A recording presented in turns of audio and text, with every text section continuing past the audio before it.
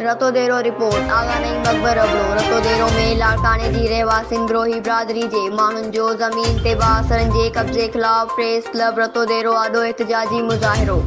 Report मूजिब रतोदेरो में लाड़काने जी रहवासिन गिरोही बिरादरी जे माण्हुनि जो ज़मीन ते मुबैना कब्ज़े ख़िलाफ़ बासर वॾेरे ख़िलाफ़ मोहम्मद अली गिरोही, मोहम्मद बख्श गिरोही, खुदाबख्श गिरोही ऐं इस्माइल गिरोही जे अॻुवाणीअ में एहतजाजी मुज़ाहिरो करे नारेबाज़ी कई।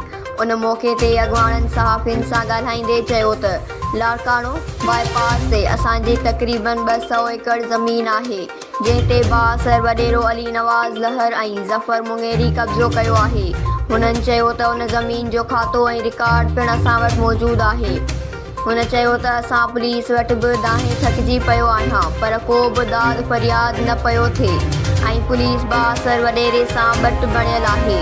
हुननि वधीक चयो त ज़मीन जो केस कोर्ट सॻोरी में हलियो जंहिं बाद पिणु उहो केस बि मुंहिंजे हक़ में अची वियो आहे पर पोइ बि पुलिस कब्ज़ो ख़तमु कराइण लाइ को बि किरदारु अदा न पई करे।